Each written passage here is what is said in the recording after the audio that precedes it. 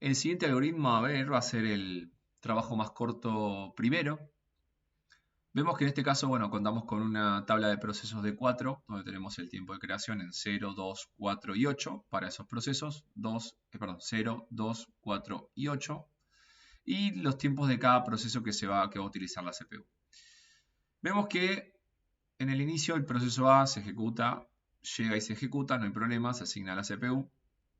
Vemos que el proceso B llega en el tiempo 2, va a tener que esperar 1 y después asignarse durante 6 periodos. Y mientras se está ejecutando el proceso B, llega el proceso C y el proceso D, en la cual acá el algoritmo va a tener que tomar la decisión de justamente cuál de los dos procesos que llegaron mientras estaba ejecutando B es el más corto. Entonces ese va a ser el primero que se ejecuta. Como llegaron los procesos C y D, vemos que el tiempo de ráfaga de CPU que va a utilizarse es de 4 y el tiempo de D es 2.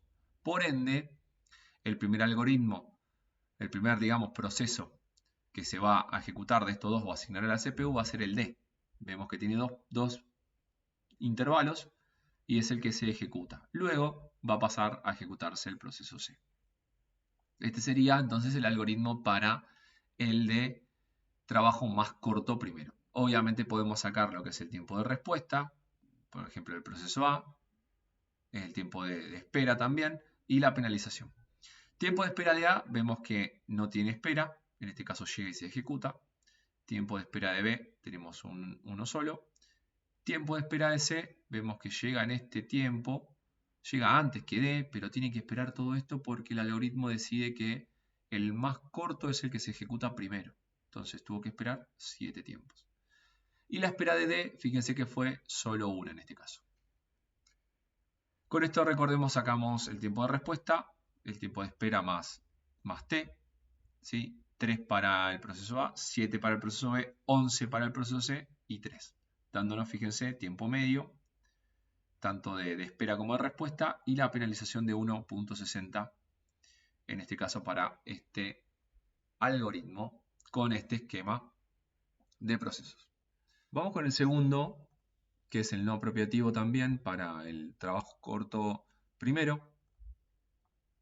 Básicamente, como es no apropiativo y los tiempos de llegada más o menos se respetan igual que el otro, que el anterior, vemos que el proceso B también va a llegar en este tiempo 0 y se va a ejecutar durante 5 periodos. Luego, dijimos recién que va a llegar también, eso no se modifica, recordemos que usamos la misma tabla de procesos para los diferentes algoritmos, el proceso C que llegó en el tiempo 1 y el proceso A que llegó en el tiempo 4. Entonces, ahora sí, acá es donde el algoritmo tiene que decidir cuál de los dos es el trabajo corto, el trabajo más corto, que va a ser justamente el que primero se va a ejecutar.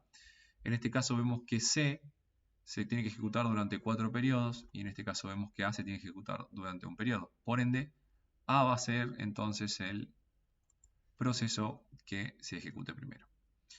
Luego se va a ejecutar justamente ese proceso C durante los 4 periodos.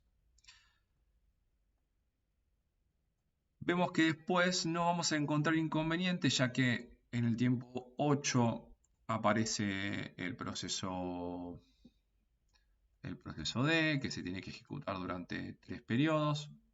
Acá no cambia mucho. Y después que tenemos el proceso E, que se ejecuta durante esos 2 periodos.